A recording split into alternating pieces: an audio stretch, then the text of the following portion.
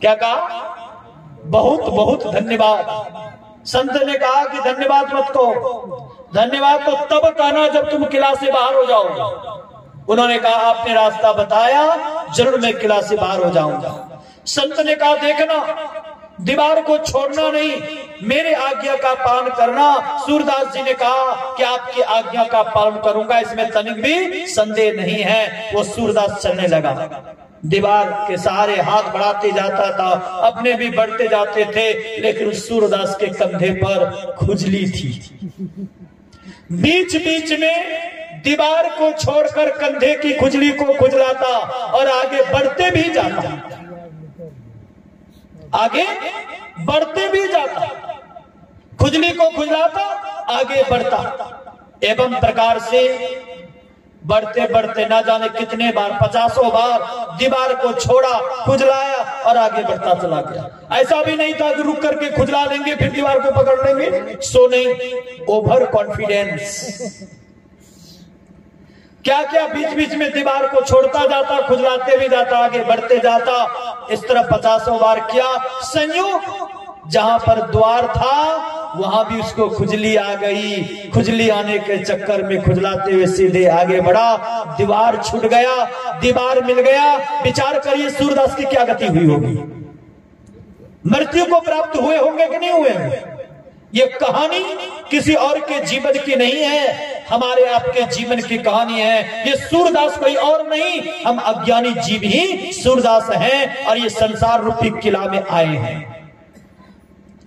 जब से संसार रूपी किला में आए हैं तब से दुख ही दुख है। कोई व्यक्ति है ऐसे कि जिनके जीवन में सुख ही सुख हो? वो व्यक्ति हाथ उठाकर दिखा दे, मैं बता दूं, कोई नहीं। किसी न किसी प्रकार का दुख है। कोई तन दुखी, कोई मन दुखी, कोई धन भी रहत उदास, थोड़े थोड़े सब दुखी। किसी न किसी प्रकार का दुख सबके पास है। जब से संसार में आए हैं तब से दुख है, नाना प्रकार के दुखों को झेलते जा रहे हैं। हम चाहते हैं संसार से बाहर हो जाएं। सिर्फ दुख ही नहीं, उस सूरदास जी के लिए किला में आग लगी हुई थी। लगी थी नहीं लगी थी?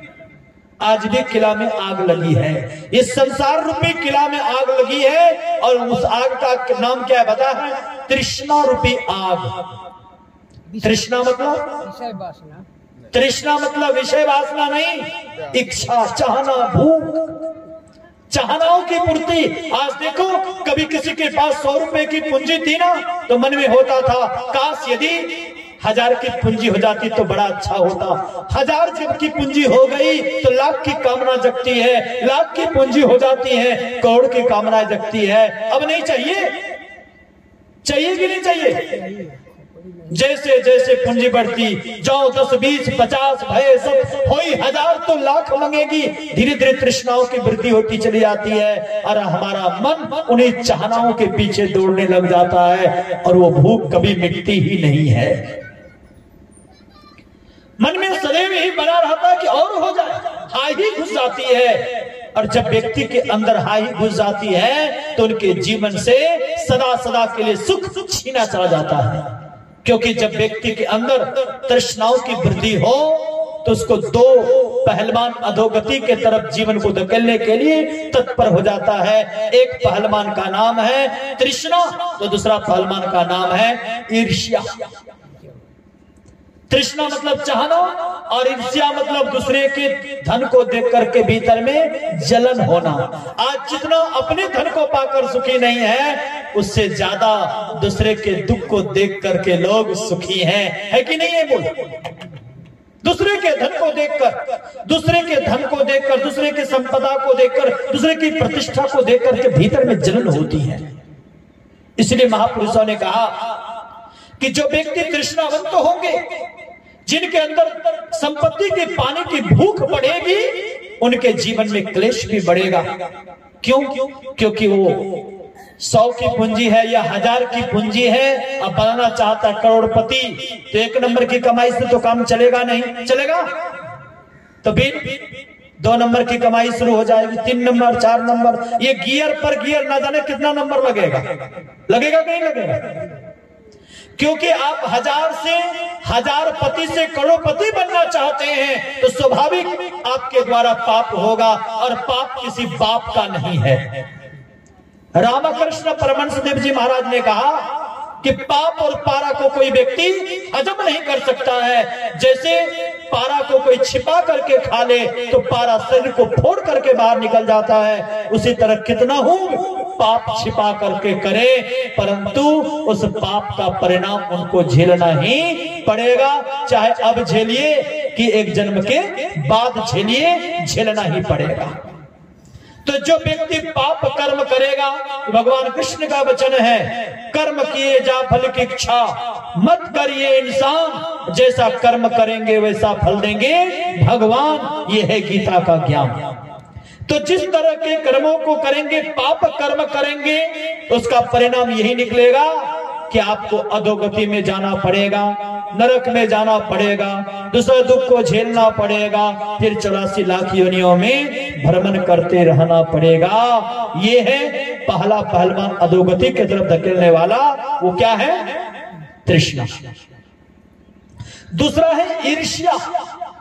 जैसे जैसे दूसरे आपके पास पाप कर्मों के द्वारा संपत्ति में वृद्धि होगी तो दूसरे के धन को देखकर, दूसरे की प्रतिष्ठा को देखकर, दूसरे के वैभव को देखकर भीतर में जलन होगी। गोस्वामी जी ने कहा इस ईर्ष्या को महापुरुषों ने खुजली कहा। रामायण में खुजली कहा। किसी को खुजली हो जाती, खुजलाने में कितना मजा आता कि नहीं आता? सब पद प्रतिष्ठा को भूलकर नोचना शुरू करते हैं, खुजलाना शुरू करते हैं। लेकिन खुजलाने में तो आनंद आता है, लेकिन जब खुजलाना बंद होता है कितनी जलन होती है। ठीक उसी तरह ईर्ष्या करने वाले, ईर्ष्या करते समय उनको सुख मिलता है, लेकिन ईर्ष्या का जो परिणाम है वो सदा सदा के लिए दुख में ले जाने वाला है। एक शिव का भक्त था, बड़े दिनों तक तपस्या किया, भगवान प्रसन्न हो गए, कावर मांगो। यदि आप लोगों के ऊपर भगवान खुश हो जाए और वर मांगने को कहे तो क्या मांगेंगे? बोलिए क्या मांगेंगे? भजन। भक्ति भजन तो कम मांगने वाले होंगे, एक लंबी लिस्ट होगी, है ना? बेटा पोता, जमीन जायदाद, मकान दुकान। अब बस चले तो हल्दी धनिया जीरा मरीच का पाउडर भी नहीं छोड़ेंगे। एक लंबी लिस्ट होगी। उस भक्त ने कहा ठहरिए प्रभु, बरसों तपस्या, कठोर तपस्या किया हूं, तब आपने मुझे दर्शन दिया है, इसीलिए लिस्ट बनाने दीजिए। एक लंबा सा लिस्ट बनाया, बार बार लिस्ट को पढ़ता था, कुछ छूट तो नहीं गया। भगवान शंकर ने कहा अरे जल्दी से बताओ क्या चाहिए, समेट करके बोलो ना।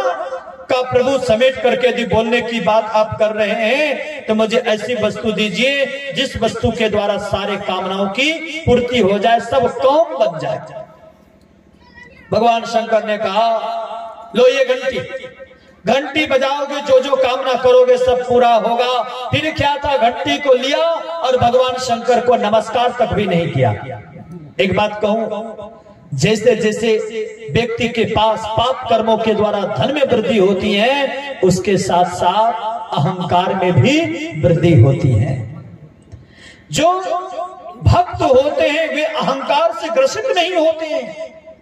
फिर क्या था, अभिमान, बस मुझे तो घंटी मिल गई, लेकिन ये नहीं भाव रखा कि जिनकी कृपा से घंटी मिली है कम से कम उनको प्रणाम तो कर लूं। ऐसा नहीं किया, भगवान शंकर को नमस्कार तक भी नहीं किया। घंटी लेकर के जब जाने लगे, भगवान शंकर ने कहा ठहरो,